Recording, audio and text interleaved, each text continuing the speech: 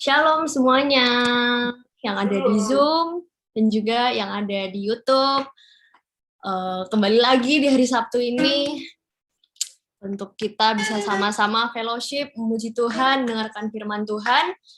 Tapi sebelum itu, mari kita sama-sama berdoa supaya seluruhnya boleh dapat berjalan dengan baik, boleh berjalan dengan lancar.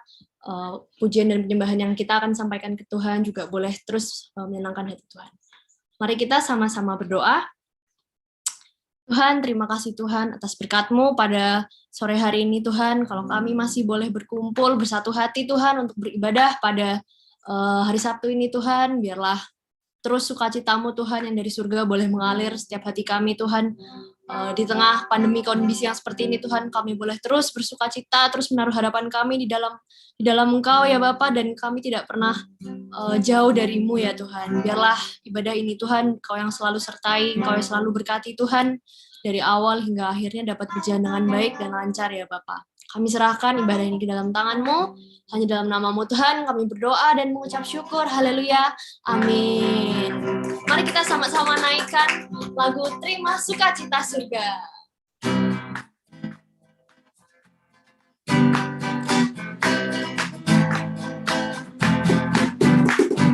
Terima sukacita surga, itulah kekuatan bagi jiwa.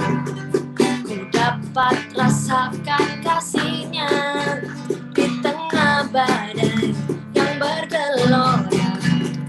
Terima sukacita surga, itulah kekuatan bagi jiwa. Ku dapat saksikan kuasa-Nya, taklukkan badai yang bergelora. Haleluya, Kau ada dalam hatiku, takkan patah semangatku, takkan hilang kekuatanku. Haleluya, ku mau bersorak bagimu, sukacita surga nyata penuhiku. Amin.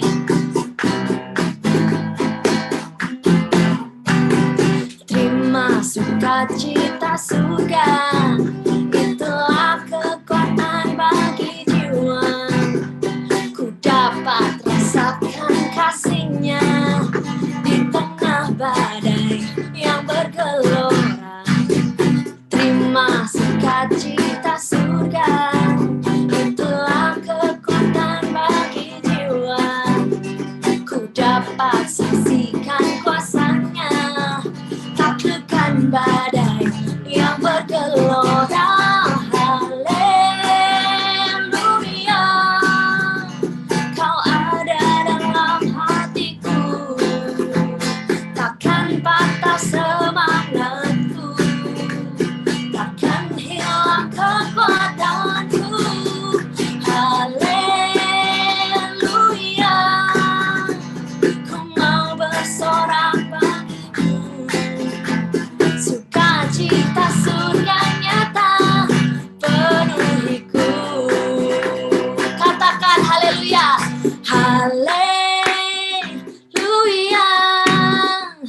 Kau ada dalam hatiku, takkan patah semangatku, takkan hilang kekuatanku. Haleluya, ku mau bersorak bagimu, sukacita surga nyata penuhiku. Sekali lagi, haleluya, Kau ada dalam hatiku, takkan patah semangatku, takkan hilang kekuatanku. Haleluya, ku mau bersorak bagimu, sukacita surga nyata penuhiku.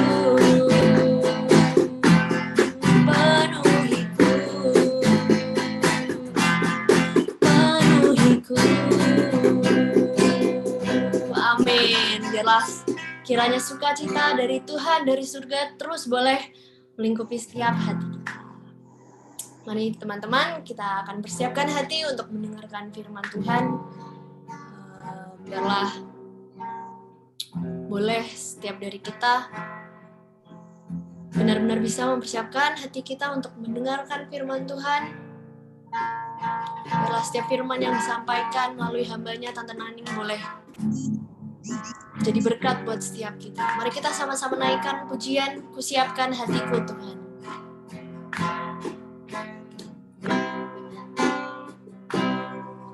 Kusiapkan hatiku Tuhan untuk dengar firman-Mu saat ini.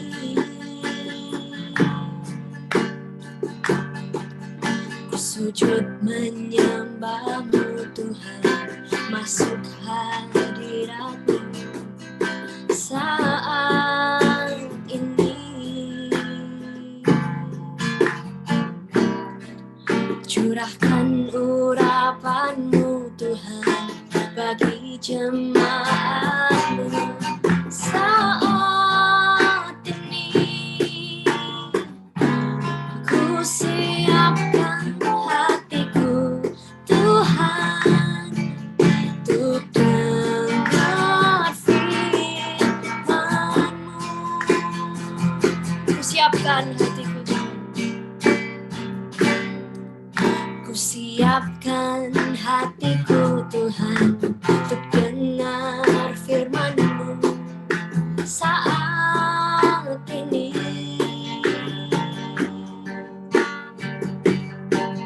Ku sujud menyembah-Mu Tuhan, masuk hadirat-Mu saat ini.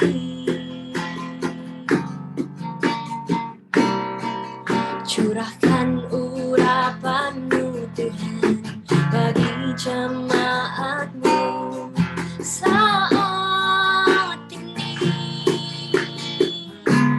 Ku siapkan hatiku Tuhan untuk dengar firman-Mu.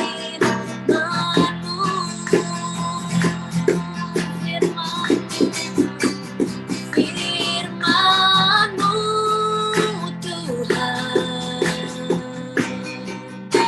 tiada berubah.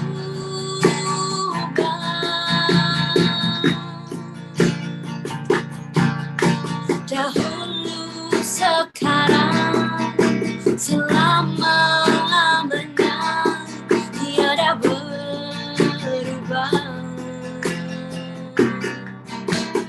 Firman-Mu Tuhan, penolong hidupku. Ku siapkan hatiku Tuhan untuk dengar firman-Mu.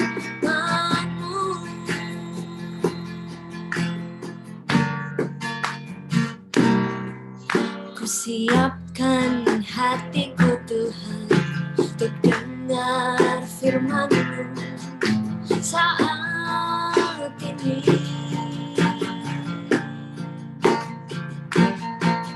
Ku sujud menyembah-Mu Tuhan, masuk hadirat-Mu saat ini. Curahkan urapan-Mu Tuhan bagi jemaat-Mu saat ini.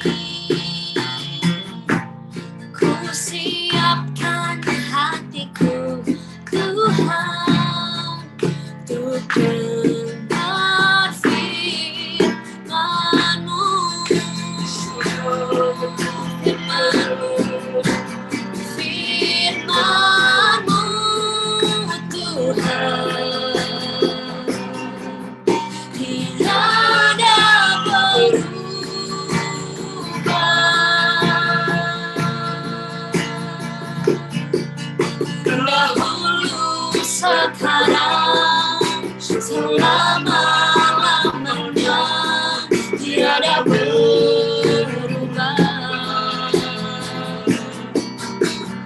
Firman-Mu Tuhan, penolong hidupku.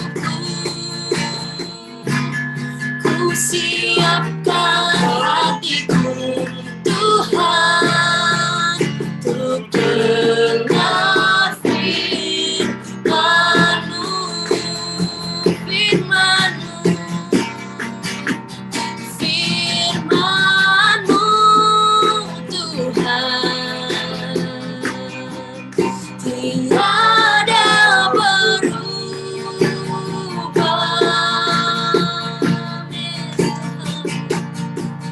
Dahulu, sekarang, selama-lamanya tiada berubah. Firman-Mu Tuhan, penolong hidupku. Ku siapkan hatiku Tuhan untuk dengar firman-Mu.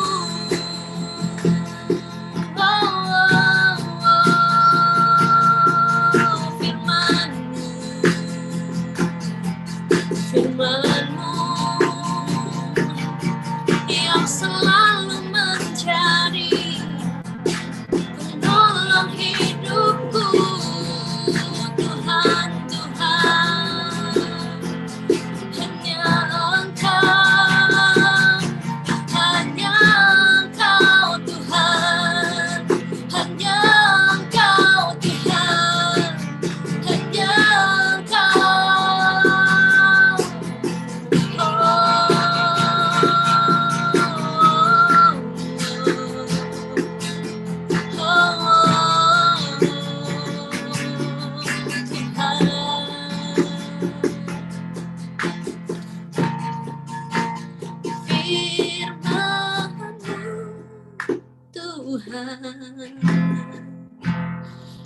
tiada berubah.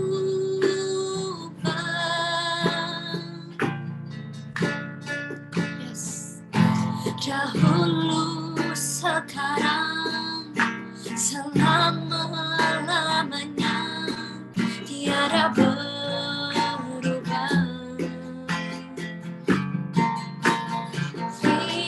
Firman-Mu Tuhan, penolong hidupku. Ku siapkan hatiku Tuhan untuk dengar firman-Mu. Ku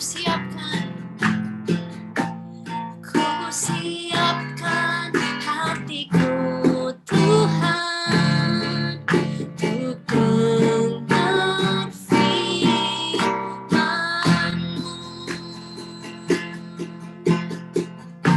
Saya serahkan kepada hamba-Nya. Mari kita bersama-sama berdoa.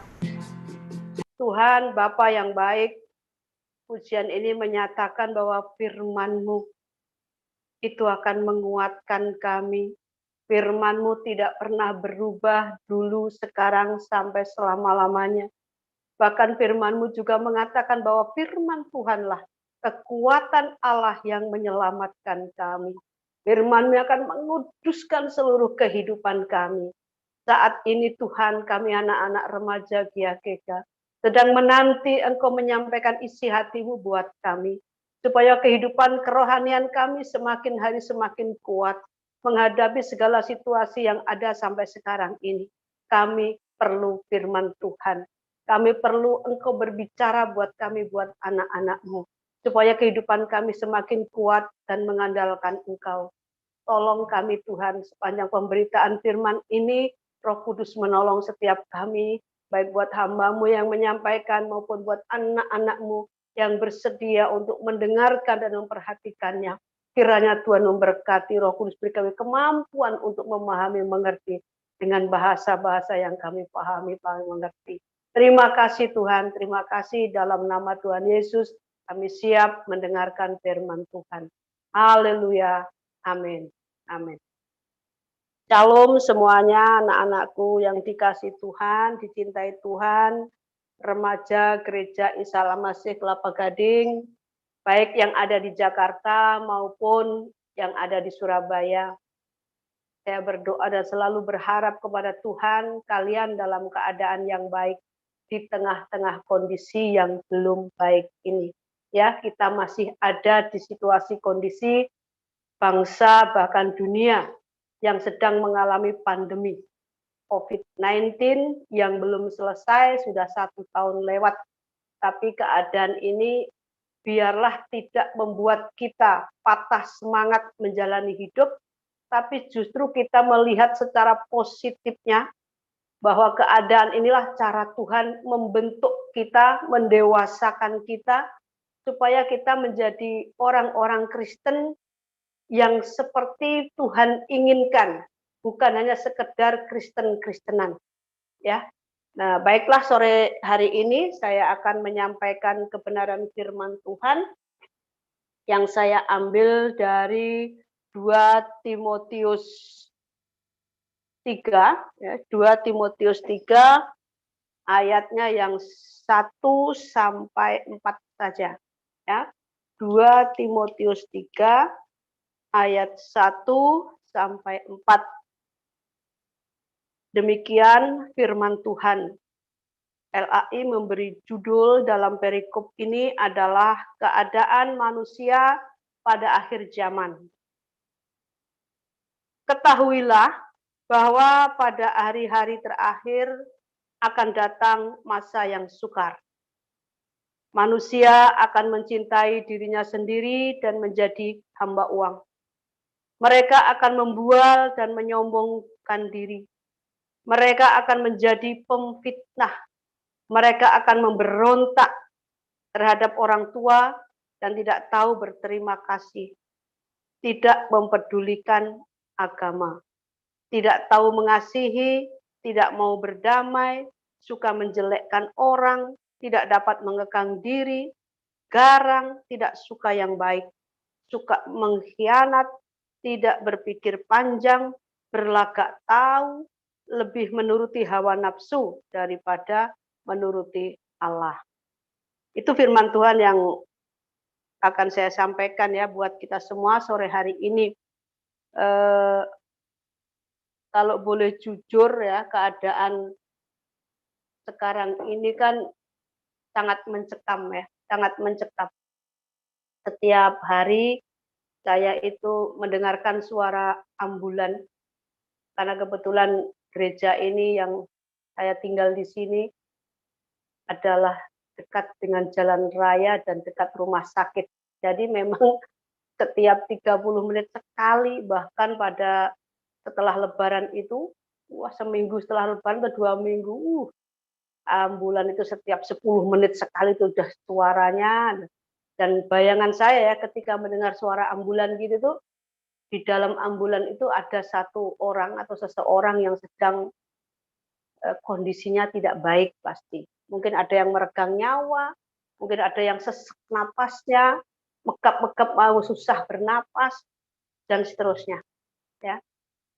Belum lagi berita duka yang berseliweran di grup WA, baik itu keluarga maupun teman-teman hamba Tuhan, maupun kabar dari teman-teman grup lain, selalu aja yang ada saja berita duka cita. Nah, keadaan ini kan sebenarnya sangat mencekam ya buat kita semuanya. Nah, menyikapi keadaan yang demikian ini, ya, yang seolah-olah kematian itu ada di sekeliling kita dan tidak jauh dari kita. Kita mestinya harus lebih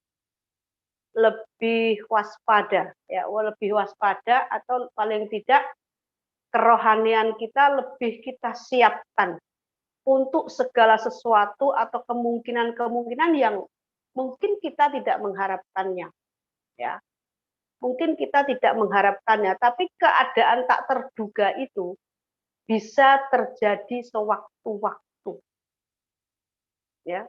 Tadi sebelum saya memulai sharing firman Tuhan ini, 2 jam yang lalu atau 3 jam yang lalu, saya harus mengantar ada jemaat yang kondisinya kritis, ya. Saya harus antar ke rumah sakit.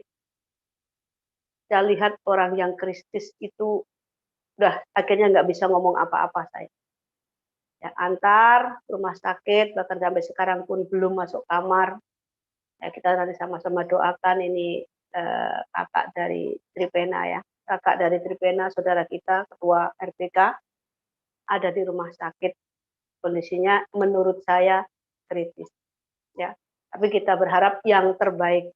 Nah, menyaksikan hal ini, menyaksikan kondisi seperti ini, inilah yang saya katakan keadaan yang tak terduga.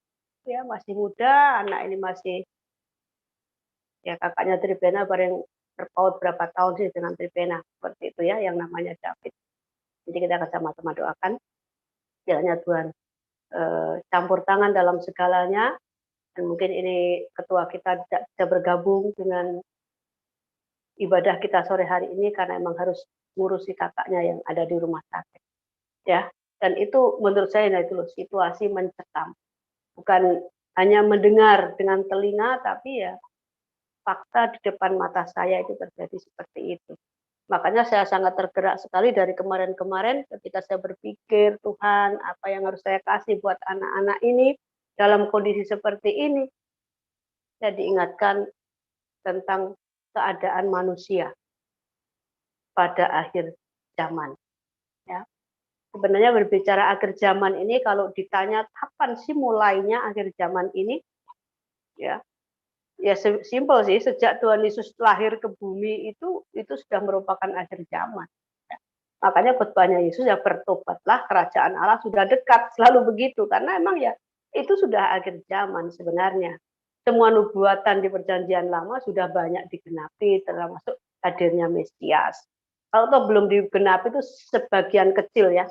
Kalau yang ikuti dari khotbah atau PA kitab Daniel, ya kita paham di situ mana yang sudah digenapi dan mana yang belum digenapi, seperti itu. Tapi kalau ditanya kapan akhir zaman itu mulai, ya sejak lahirnya Tuhan itu sudah akhir zaman. Makanya tidak heran kalau jemaat mula-mula, ya jemaat mula-mula itu berani hidup berbeda dengan dunia saat itu. Cara berpikirnya, tindakannya, sampai imannya adalah iman yang kalau kita sekarang iman yang konyol gitu. Iman yang konyol maksudnya apa? Mereka berani mati mempertahankan iman itu. Bahkan matinya nggak wajar. Banyak jemaat mula-mula itu yang matinya teraniaya karena iman mereka. Dan mereka menikmati aniaya itu. Menikmati dalam arti tidak menyalahkan Tuhan, mereka terima dengan baik, walaupun pada akhirnya mereka ya disiksa, matinya disiksa, ada yang diadu dengan binatang buas, ada yang dibakar hidup-hidup, ada yang digoreng, ada yang juga digorok dan lain sebagainya. Matinya pokoknya mengerikan lah ya, mengerikan. Itu jemaat mula-mula, tapi hebatnya kan mereka itu nggak ada yang tinggalkan Tuhan. Dan menurut saya memang Tuhan kondisikan jemaat mula-mula itu seperti itu. Nah, yang menarik kan, mengapa jemaat mula-mula ini berani ambil sikap, ambil keputusan yang demikian dahsyat, ekstrim, ya, demikian dahsyat. Tentu jawabannya simple. Selain imannya kepada Yesus, pengharapan mereka hanya satu, pengharapan fokus hidup mereka hanya satu, yaitu kekekalan. Selain itu mereka tidak pikirin, ya. Karena apa? Kekekalan itu adalah hidup ideal. Di dunia ini tidak ada kehidupan yang ideal. Makanya mereka sekalipun mati, ya mati di dalam Tuhan, pertahankan iman. Mereka yakin, saya yakinnya bahwa kalau mati di dalam Tuhan Yesus, percaya Tuhan Yesus, sungguh-sungguh dalam Tuhan Yesus, mereka mati pun bersama-sama dengan Yesus. Dan bersama-sama dengan Yesus itu adalah kehidupan yang ideal, kehidupan yang sesungguhnya. Nah, sementara kehidupan di dunia nggak ada ideal-idealnya. Karena ya kita ini memang penumpang di bumi ini, tamu, ya kan? Orang asing di dunia ini, orang asing. Makanya kalau mereka dibunuh pun yang penting ketemu Tuhan. Nah, itu iman yang hebat, yang luar biasa, ya. Nah, Alkitab yang barusan kita baca tadi dari 2 Timotius tadi mengisahkan tentang akhir zaman atau keadaan manusia pada akhir zaman. Kalau zaman akhirnya dimulai dari Tuhan Yesus ada di bumi waktu itu, ya. Tapi di 2 Timotius ini berbicara tentang keadaan manusia di akhir zaman. Dan ayat yang pertama berbunyi begini, ketahuilah bahwa pada hari-hari terakhir akan datang masa yang sukar. Ini sudah tidak berbicara tentang zaman lagi, ya. Kalau akhir zaman dimulai dari Yesus, tapi kok faktanya sampai sekarang belum terjadi yang kiamatnya, kan gitu pertanyaan sederhananya. Ya masalah kiamat jadinya kapan tuh ya urusannya Tuhan lah, ya kan? Kalau kita masih hidup berarti masih diberi kesempatan untuk hidup berbuah bagi Kristus. Kalau belum kiamat ya belum waktunya. Simpelnya begitu. Tapi memang sudah akhir zaman. Di Timotius tadi dikatakan pada hari-hari terakhir. Jadi sudah sangat dipersempit ya cakupannya dari zaman ini hari-hari terakhir. Nanti kita akan buktikan apa yang dikatakan di Timotius itu benar nggak dengan keadaan sekarang ini ya, dengan keadaan zaman sekarang ini. Benar nggak kondisi manusia itu seperti yang dikisahkan atau dituliskan di Timotius ini. Alkitab ini ditulis kapan? Zamannya para rasul dulu, ya kan? Zamannya para rasul itu sudah mengisahkan, dia bercerita hari-hari akhir, hari-hari terakhir. Ya, kalau sampai sekarang belum terakhir, bersyukur, berarti kita masih punya kesempatan untuk apa? Memperbaiki diri. Itu, ya. Yuk kita buktikan ya. Kalau di sini dikatakan, ketahuilah bahwa pada hari-hari terakhir akan datang masa yang sukar. Fakta hari ini, kalau saya mengatakan hari ini adalah hari yang sukar, kira-kira berlebihan nggak? Kalau kalian bisa menjawab pasti, iya Bu, benar. Benar Bu, hari-hari ini sukar. Sukarnya apa? Oh banyak, kalau mau bilang kesukaran hari ini yang terjadi banyak. Yang mengalami dunia, bukan hanya sekelompok manusia, sekelompok daerah, wilayah, bukan. Bukan seperti gempa bumi yang hanya di mana waktu itu Palu, bukan gitu. Ini mendunia. Ya.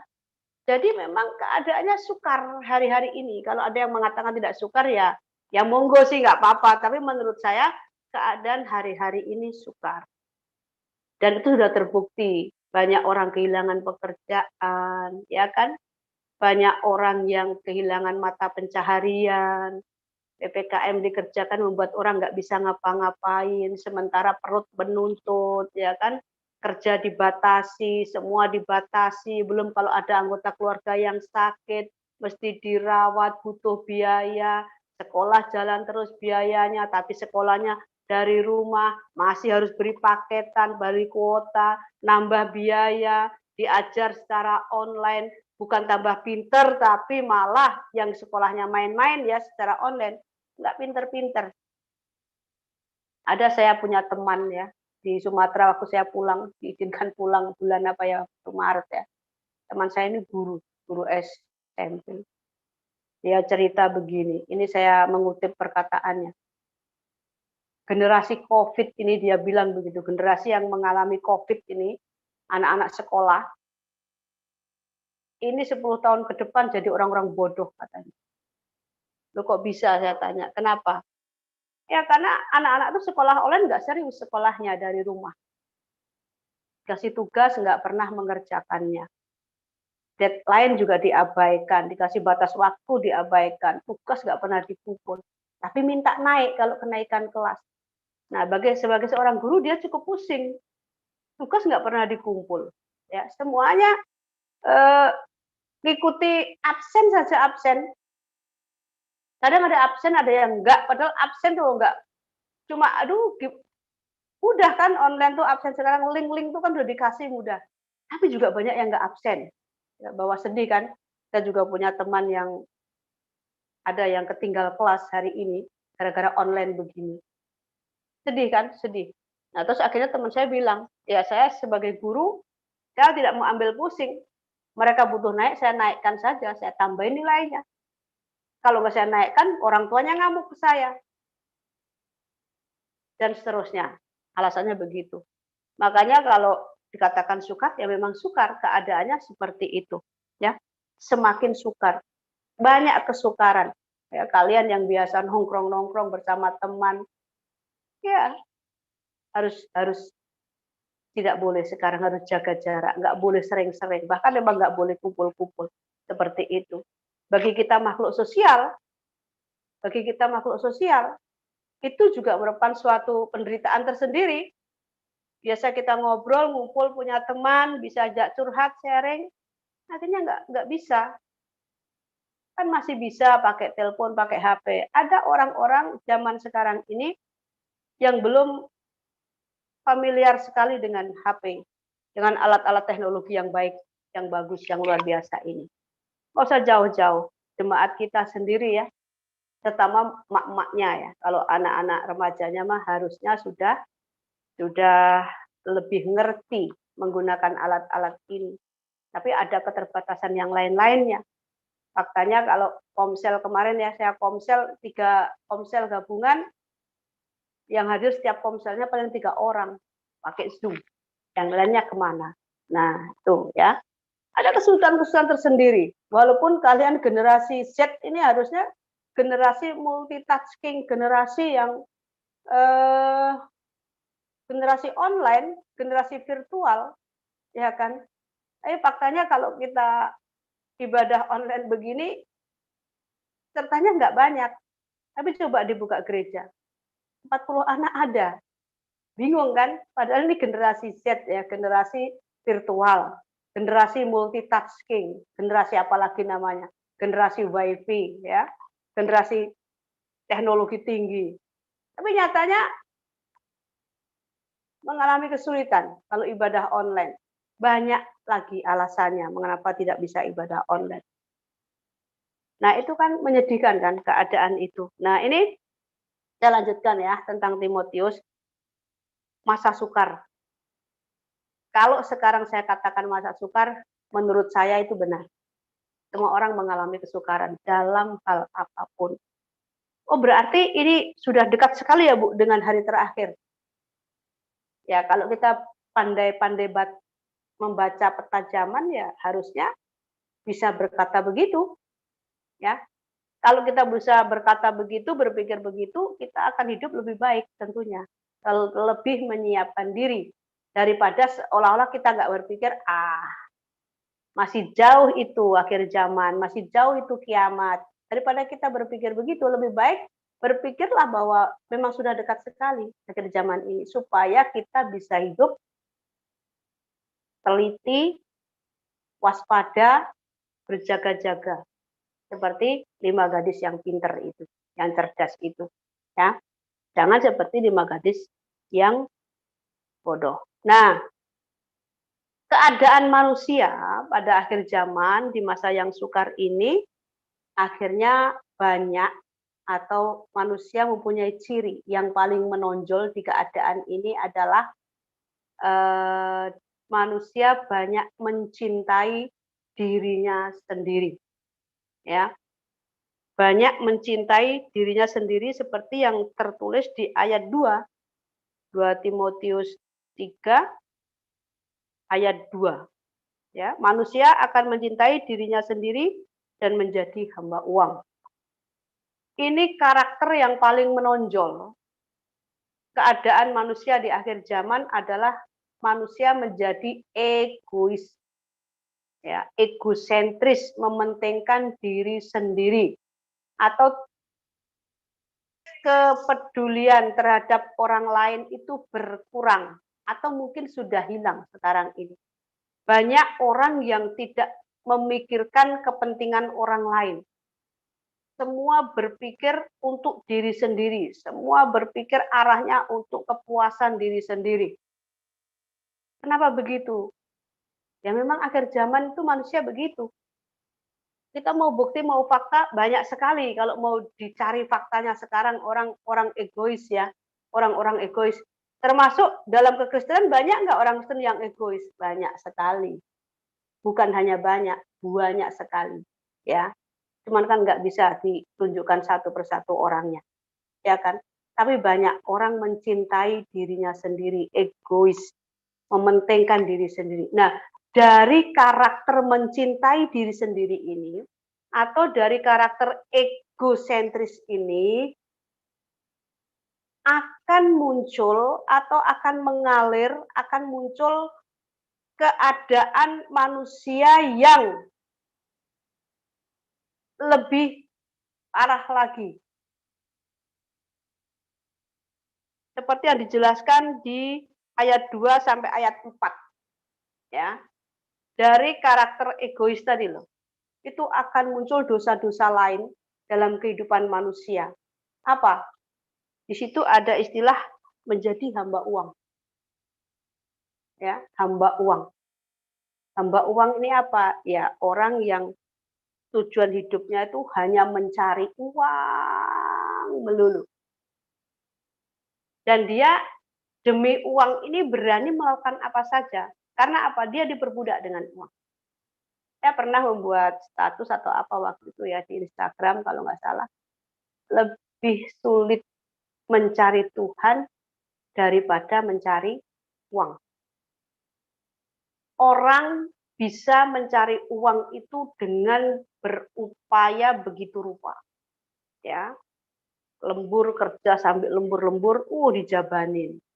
Demi apa? Uang, tuntutan, karir, dan lain sebagainya. Dan berjuang untuk uang ini orang berjuang mati-matian.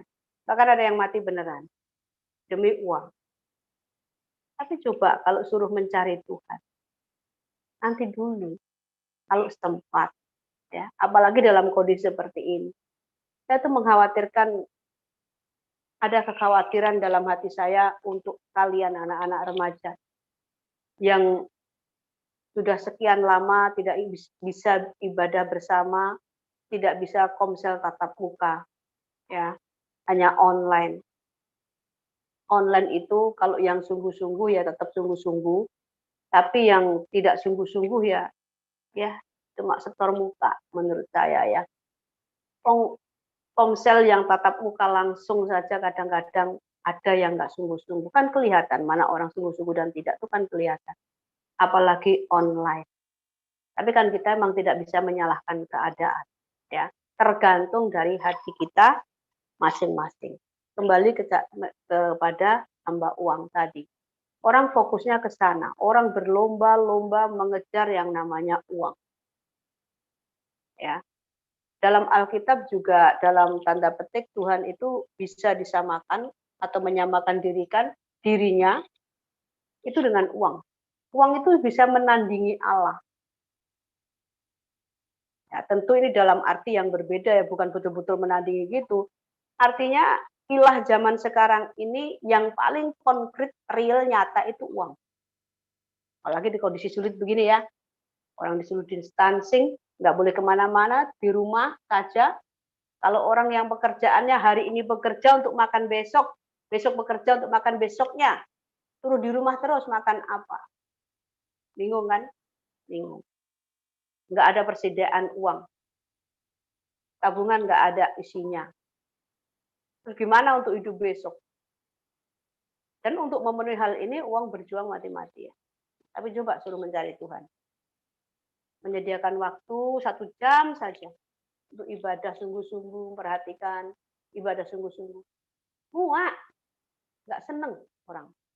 Nah itulah keadaan manusia akhir zaman. lebih memilih mencari uang. Karena apa? Uang tuh enak kalau dapat ya. Sekarang di dunia ini tentunya. Tapi kalau Tuhan kan dicari tuh nggak ketemu masalahnya.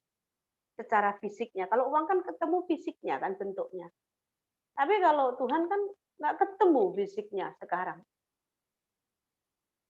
Jadi orang nggak tertarik mencari Tuhan tuh nggak tertarik. Nah itulah kekhawatiran saya buat kalian di rumah yang tidak menyediakan waktu untuk mencari Tuhan secara pribadi. Kemana kalian nanti? Gitu loh. Padahal ini waktu berjalan terus ya. Waktu berjalan terus. Kita nggak ngerti kapan berakhir kondisi ini. Ya kalau berakhir, kalau enggak, gimana? Terus kau biarkan rohani kering. Kalau sudah nggak ada kesempatan, karena kiri kanan ini adalah kiri kanan depan belakang kita. Ini kan namanya kematian tadi. Terus gimana? Ya, itu perlu kita pikirkan ya anak-anakku. Jadi yuklah, sekalipun kondisinya kayak begini, semangatlah cari Tuhan di rumah masing-masing secara pribadi. Jangan mengandalkan persekutuan. Maksudnya ketemu langsung muka ibadah, komsel yang ketemu muka. Nggak bisa mengandalkan begitu, memang kondisinya seperti ini. Kita harus membangun diri kita sendiri, harus bersemangat membangkitkan gairah kita sendiri untuk mencari Tuhan lebih dan lebih lagi. Uang memang diperlukan. Kita butuh uang memang iya. Tapi kan bukan segala-galanya perlu uang. Ya, oksigen aja nggak bisa dibeli. Uangnya ada, oksigennya nggak ada. Uangnya nggak laku akhirnya. Kita harus dibolak-balik ya memahami uang ini. Butuh sih butuh. Tapi hendaknya kita bijak tentang masalah uang ini. Pengertiannya, cara menggunakannya, kita mesti ngerti. Oke, selanjutnya ya.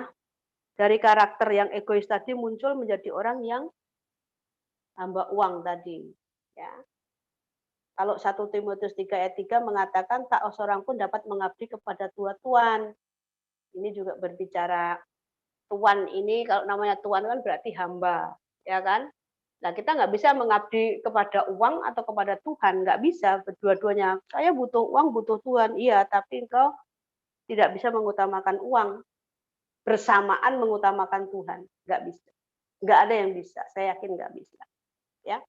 Terus karakter yang dua adalah menyombongkan diri. Ayat berapa tadi? Mereka akan membual dan menyombongkan diri. Mereka akan menjadi pemfitnah, mereka akan berontak terhadap orang tua dan tidak tahu berterima kasih, tidak mempedulikan agama. Iya, betul ini. Seperti di kitab Roma 1 ayat 30 juga mengatakan mereka adalah pengumpat, pemfitnah, pembenci Allah, kurang ajar, congkak, sombong, pandai dalam kejahatan, tidak taat pada orang tua. Nah, konteks di Roma itu juga berbicara tentang hukuman Allah terhadap orang-orang fasik. Orang-orang fasik. Nah, pertanyaannya, orang Kristen ada nggak yang masih modelnya seperti yang dituliskan di Timotius dan di Roma ini? Pemfitnah, tidak menghormati orang tua, kurang ajar, congkak, dan lain sebagainya. Kalau ada orang Kristen atau di antara kalian anak-anak Tuhan yang ternyata masih punya karakter ini yang dimulai dari egois tadi, masih suka nyombongkan diri, ya. Enggak Bu, saya enggak menyombongkan diri, enggak ada yang saya pakai untuk menyombongkan diri. Good lah kalau begitu ya. Tapi bagaimana dengan kalimat tidak menghormati orang tua atau memberontak kepada orang tua? Nah, di antara kalian anak-anak remaja ini kalau masih ada yang seperti itu sekalipun kau Kristen percaya kepada Yesus, ingat loh. Kita Roma 1:30 tadi itu konteksnya adalah Tuhan murka terhadap orang-orang yang di dalamnya itu begini, pemfitnah, pembenci Allah, kurang ajar, congkak, sombong, pandai dalam kejahatan, tidak taat kepada orang tua. Di dalamnya ada taat orang tua loh. Nah, bagaimana dengan orang Kristen yang tidak taat kepada orang tua? Anak-anak Kristen yang ternyata tidak taat sama orang tua. Ya pasti ada murka Allah kalau tidak bertobat. Ya. Menyombongkan diri, ya. Sekarang orang lagi berlomba gadgetnya merek apa. Tuh, yang setiap tahun harus ganti. Ganti model, keluaran baru harus ganti, harus ganti, harus ganti. Kalau nggak ganti kayaknya ada yang kurang. Nah, itu kamu terikat dengan hal itu. Ya, memberontak, tidak menghormati sesama. Wah, berbicara saling menghormati sekarang ini barang langka. Ya, barang langka. Cobalah orang disuruh antri saja, antri supaya tertib. Itu kan budaya moral umum sebenarnya ya. Itu aja susahnya setengah mati. Termasuk dalamnya banyak orang Kristen yang tidak bisa antri dengan tertib. Ini hal-hal kecil loh ya, hal kecil. Padahal kita tuh harus lulus dengan moral umum ini. Moral umum tuh yang ada juga di 10 perintah Allah itu moral umum termasuk ya. Padahal kalau ikut Tuhan itu moral umum harus lulus dulu, baru nanti menjadi serupa dengan Yesus itu gampang. Kalau moral umum ini lulus dulu. Ya, tapi kalau itu belum lulus, ya susah akan berbicara tentang kesempurnaan, kekudusan, dan lain sebagainya. Seperti yang Tuhan kehendaki, standarnya Tuhan. Ya susah ngomongnya ya, karena moral umum mesti lulus dulu. Apa sih gunanya kita dari ngomong moral umum melulu? Moral umum tuh ya seperti 10 perintah Allah itu loh. Jangan mencuri, jangan berzina, saksi dusta, dan lain sebagainya. Itu kan standar umum kehidupan manusia yang nggak kenal Tuhan pun ngerti hal-hal itu, gitu. Itu namanya moral umum, semua orang ngerti hal itu. Bahkan kalau misalnya mencuri ketahuan kan hukum negara juga ada hukumannya kan. Nah itu adalah umum, semua orang ngerti. Tapi kalau di dalam Tuhan Yesus moral umum itu harus lewat, harus kita miliki sudah lewat, harus naik level kita sampai menjadi serupa dengan Yesus. Gitu ya. Dan itu ya, terus berikutnya menjadi pemfitnah, tidak tahu berterima kasih, tidak mempedulikan agama. Ini juga ya, tidak mempedulikan agama.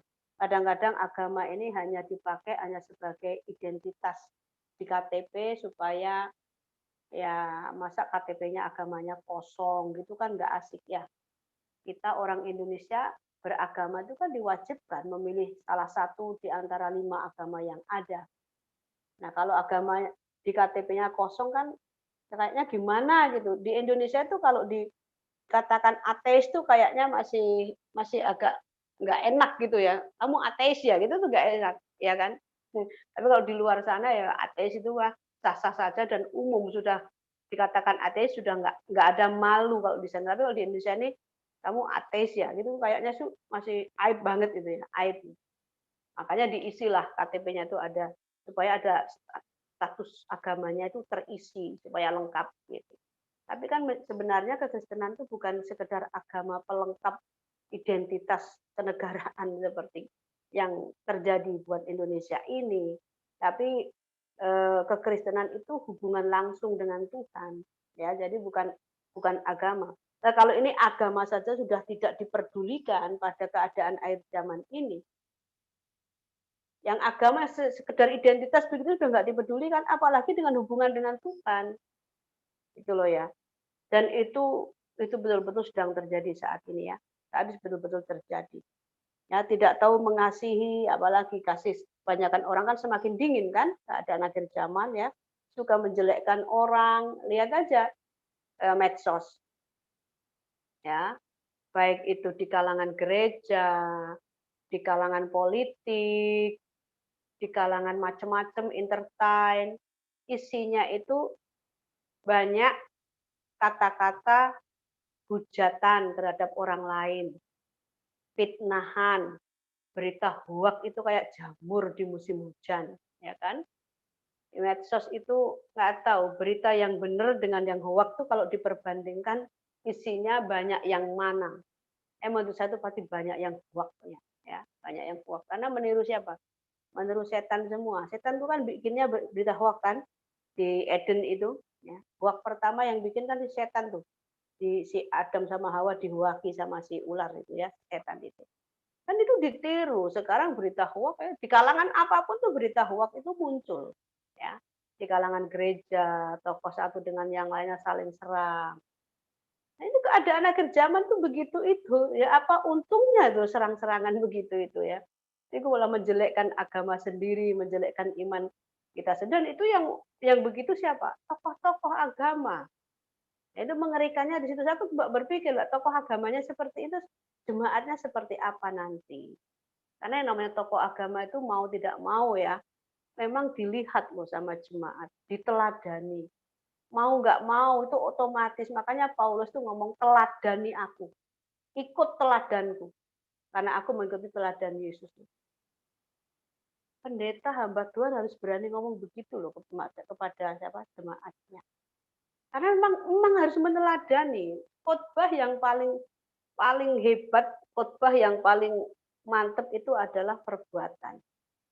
Bukan khotbah seperti saya ini. Kalau seperti saya ini, saya cuma cari ayat, saya ringkes, saya jelaskan, ya, saya susun, itu semua orang bisa seperti itu.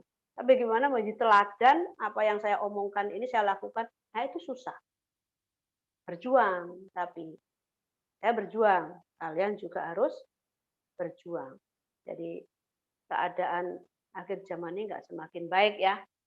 Tapi aku berharap iman kalian semakin tumbuh, karakter kalian semakin baik.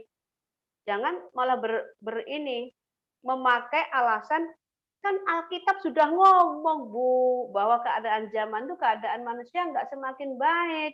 Kalau saya nggak baik, itu menggenapi Alkitab. Nggak bisa juga ngomong begitu. Ini pikiran yang ngawur, ya kan? Yang ngawur. Justru kalau Alkitab ngomong seperti ini, bahwa keadaan zaman itu nggak semakin baik, ya harusnya kita menantang diri kita bagaimana saya bisa hidup tetap baik dalam keadaan yang tidak baik. Itu baru anak-anak Tuhan. Jangan malah dipakai alat. Tuh, Alkitab kan ngomong kan keadaan zaman tidak semakin baik. Kalau saya tidak baik, yaitu penggenapan apa yang ada di Alkitab. Nah, itu tentunya tidak benar. Ya, anak-anakku yang dicintai Tuhan, keadaan manusia berikutnya ya, bermula dari egois ini akan muncul tidak dapat mengekang diri. Garang. Ya kan, orang sekarang mau ngomong apa ya terserah mereka. Udah nggak bisa mengekang, mau ingin apa ya.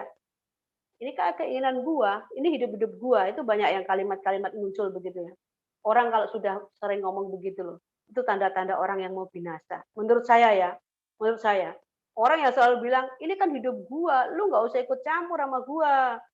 Itu artinya orang yang nggak bisa dinasehati dan itu tanda-tanda orang yang akan binasa menurut saya. Kalau nggak bertobat, ya. Karena apa? Orang begitu udah nggak bisa menerima saran. Jangankan hamba Tuhan yang menasehati, malaikat atau Tuhan sendiri turun pun engkau nggak mau dinasehati oleh malaikat itu. Ya. Atau kalau dihajar sama Tuhan, nah baru mungkin terima hajaran, mungkin baru berbalik. Tidak dapat mengekang diri. Belajar ya, menguasai keadaan diri. Karena apa ya namanya jiwa muda. Karena saya pernah muda kan, saya sekarang udah tua. Kalian kan masih muda-muda nih. Jadi masa kalian udah saya lewati. Jadi saya ngerti keadaannya kayak apa itu saya ngerti. Makanya kenapa orang tua tuh sering nasihati. Karena sudah pernah mengalami kondisi muda, remaja kayak kalian. Kami tua-tua udah lewat. Makanya sekarang bisa nasihati. Karena waktu kami muda, kami orang-orang tua yang sudah tua ini waktu muda, seandainya tidak bisa mengekang diri, tidak bisa milih pilihan yang baik, rusak, hancur. Nggak bisa nasihati yang muda-muda sekarang ini. Apa yang mau dinasehatkan kalau dirinya sendiri hancur? Kan nggak bisa. Ya. Nah, keadaan manusia akhir zaman juga ada tidak suka yang baik. Tidak suka yang baik. Atau tepatnya yang benar. Sukanya yang sembarangan. Ya, terserah diri mereka. Suka mengkhianat.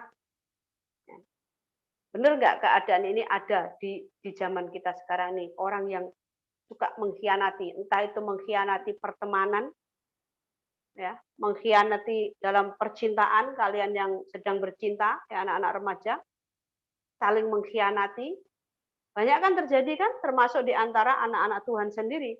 Pengkhianatan-pengkhianatan ini sering terjadi dalam pekerjaan, dalam hal apapun yang namanya pengkhianatan ini ada. sepanjang zaman dan mendekati akhir ini keadaan ini semakin meningkat.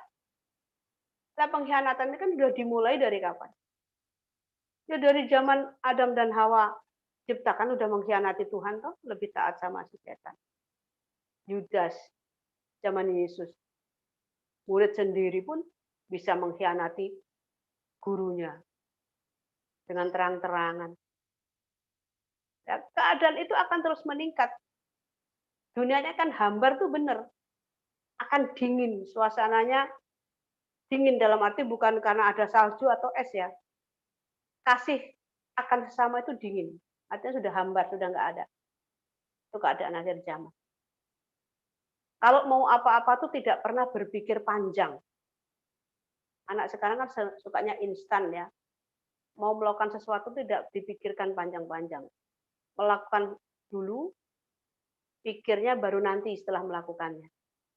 Nah, keadaan tuh seperti itu anak-anak sekarang ya. Maunya yang simple, maunya yang cepat, instan, tidak mau proses. Anak sekarang berbicara tentang proses itu udah kuno, kayaknya proses itu kuno. Karena proses itu pasti lama, memakan waktu dan ada peristiwa-peristiwa.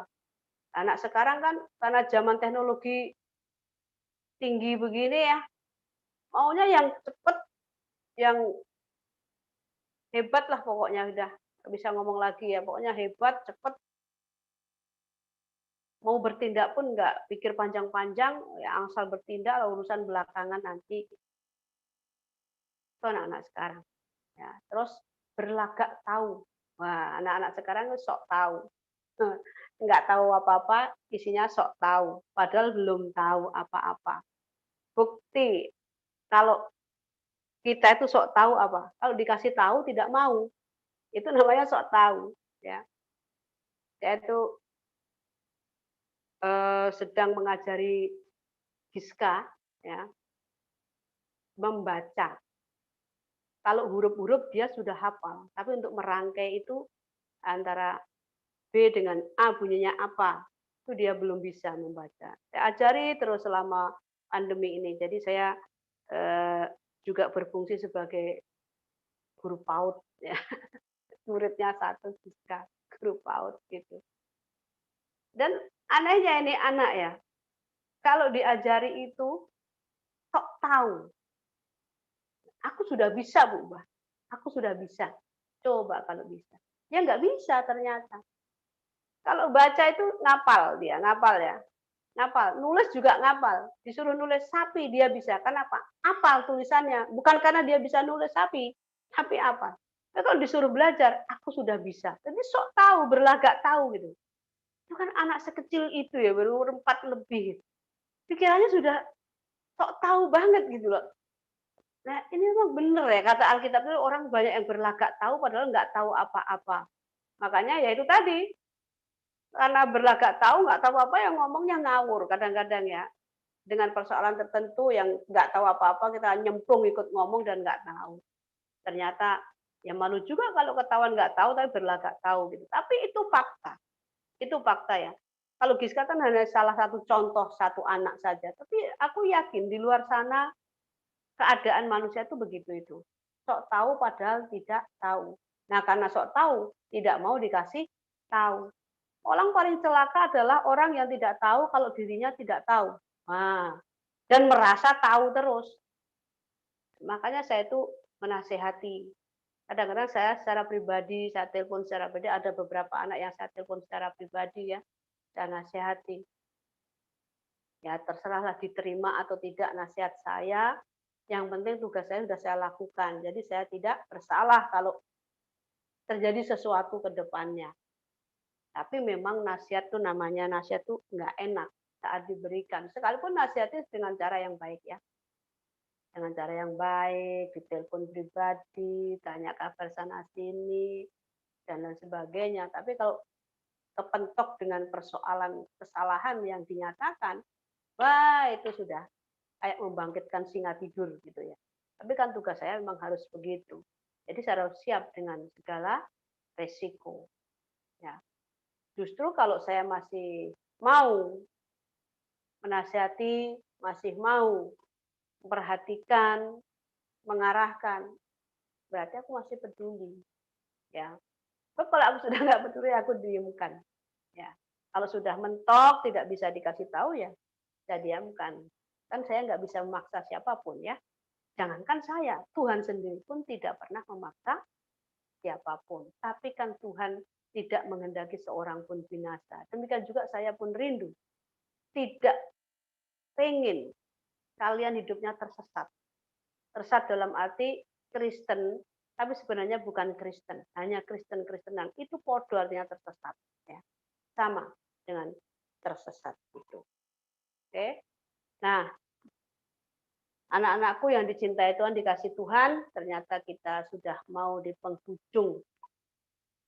Kalau dikatakan khotbah, saya ini sebenarnya bukan gimana gitu ya. Saya menasihatin kalian. Kalau sudah tahu, akhir zaman atau hari-hari terakhir itu kondisi manusia seperti ini, ya kita jangan menjadi seperti yang ditulis di sini. Ya, jangan seolah-olah kita menggenapi tulisan ini. Ini diberikan kepada orang, responnya memang macam-macam. Kalau respon kita itu justru, keadaan seperti ini ya, berarti aku anak Tuhan tidak boleh seperti ini. Aku harus kebalikannya. Nah, itu respon yang benar. Nah, respon yang nggak benar ya tadi, kan sudah dituliskan di Alkitab, berarti aku menggenapi. Nah, itu respon orang konyol seperti itu. Ya, saya mau kasih satu pesan penting bahwa manusia itu kelak dihakimi menurut perbuatan. Jadi perbuatan itu penting dalam kehidupan kekristenan kita. Sekalipun memang perbuatan itu tidak menyelamatkan. Yang menyelamatkan itu Yesus, ya, bukan perbuatan kita. Tapi justru karena kita sudah diselamatkan, maka perbuatan kita jadi berharga di mata Tuhan. Karenanya firman Tuhan 1 Petrus 1 ayat 17 mengatakan, dan jika kamu menyebutnya Bapak Tuhan kamu ya, yaitu Dia yang tanpa memandang muka menghakimi semua orang menurut perbuatannya, maka hendaklah kamu hidup dalam ketakutan selama kamu menumpang di dunia ini. Kenapa saya tutup dengan ayat ini? Karena semua hal-hal buruk keadaan manusia di 2 Timotius tadi ya, semua keadaan buruk itu nanti akan kita pertanggungjawabkan. Kalau kita ada di keadaan buruk itu ya, akan kita pertanggungjawabkan di hari terakhir. Dan ayat yang mengatakan itu di mana? Ya ini di 1 Petrus 1 ayat 17 ini. Bahwa ternyata Tuhan nanti menghakimi semua orang tanpa memandang muka. Memandang muka itu apa? Tidak memihak, betul-betul adil. Jadi begini, kan Tuhan sudah punya catatan. Semua yang kau lakukan itu kan ada catatannya. Maka ada istilah buku kehidupan.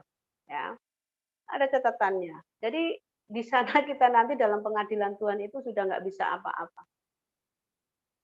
Sudah nggak bisa berkelit.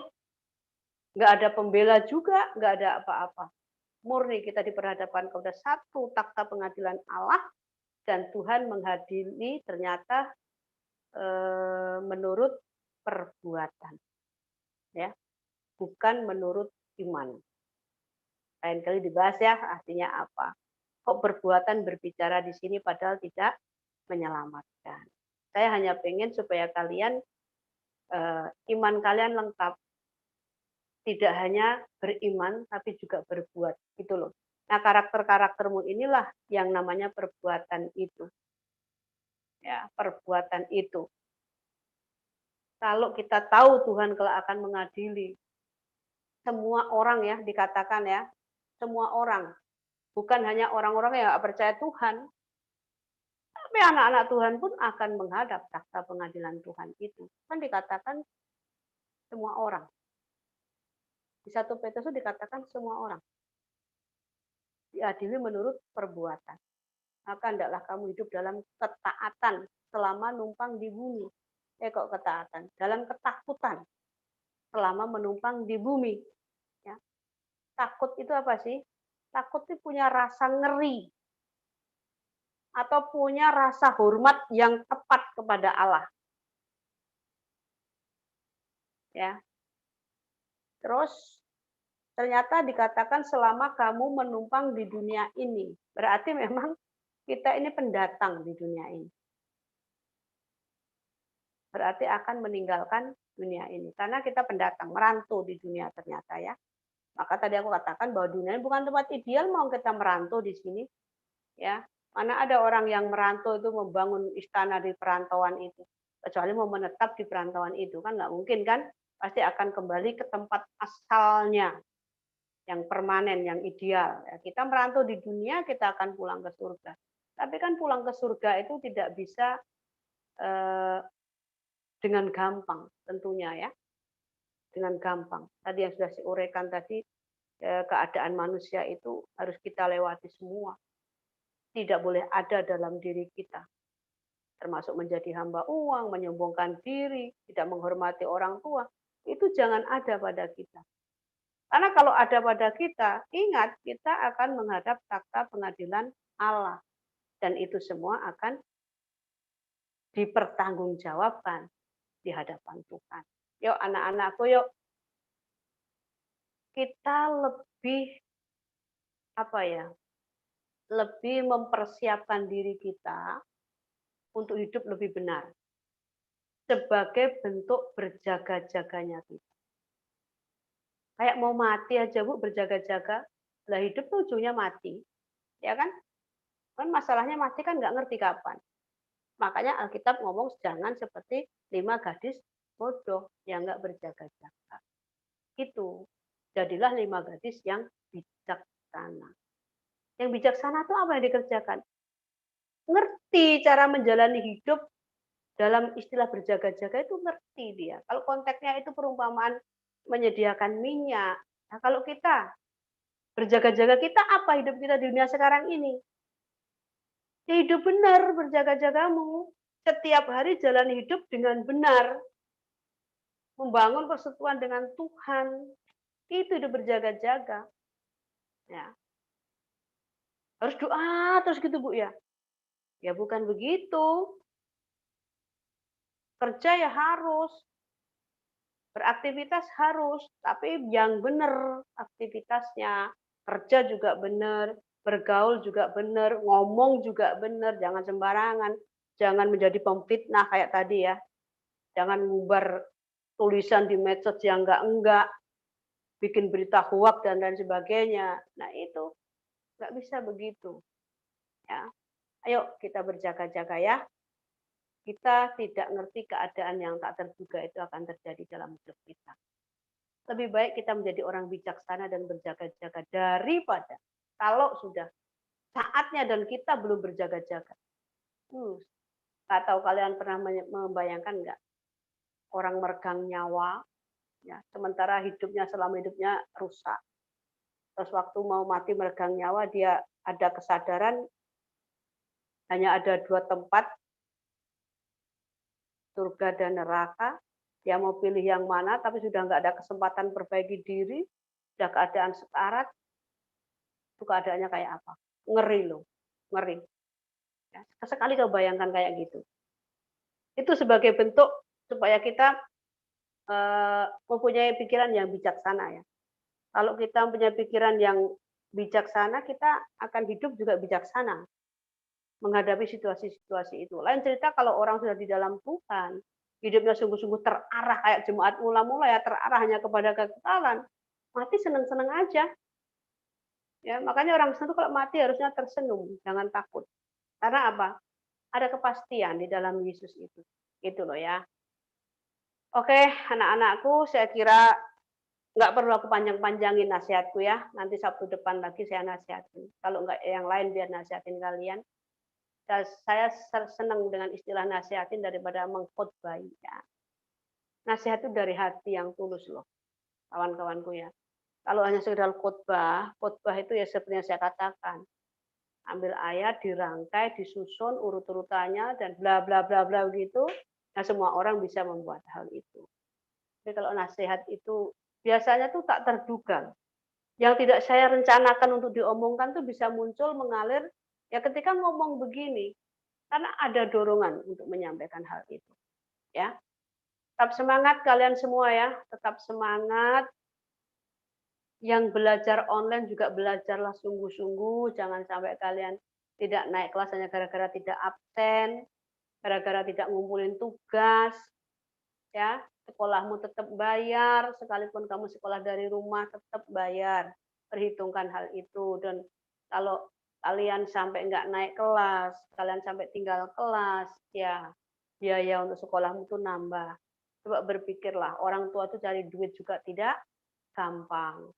Itu ya, anak-anakku semuanya dan yang sudah lama tidak mempedulikan persekutuan dengan Tuhan, yang kebanyakan ngegame, bukan nggak boleh ngegame itu. Ya sebagai hiburan silahkan. Tapi kalau itu sudah mengikat hatimu, kalau hari itu nggak ngegame kamu ada yang kurang, itu namanya terikat. Ya, ayo, kalau kamu bisa punya waktu ngegame ya kenapa nggak bisa punya waktu bersekutu dengan Tuhan, ya kan? Kenapa nggak bisa punya waktu untuk belajar? Jangan jangan jadi anak yang inilah apa ya? Apa ya kalau kalau bodoh kayaknya kasar ya, tapi apa istilahnya? Dablek ya, dablek. Jadi anak yang dablek. Yuk jadi anak yang cerdas, smart katanya begitu. Smart dalam arti ngerti menjalani hidup sebagaimana mestinya kita harus menjalani hidup sesuai dengan kehendak Tuhan. Itu cerdas. Ya, cerdas. Itu begitu itu. Oke, kalian tetap semangat, tetap sehat ya. Doaku menyertai kalian semua dan mari kita tutup ibadah kita pada sore hari ini dengan berdoa dan nanti sekalian saya mau doa berkat dan Sabtu depan kita akan ibadah lagi, kemungkinan masih lewat Zoom dan YouTube dan Zoom seperti ini. Ya, mari kita berdoa. Bapa yang sungguh sangat baik, kami bersyukur kesempatan ini Tuhan berikan buat kami Tuhan. Kami boleh bersama-sama beribadah, masih dengan online seperti ini, tapi kami bersyukur karena Tuhan berikan kesempatan kami untuk melakukannya. Kami percaya apa yang kami kerjakan tidak sia-sia.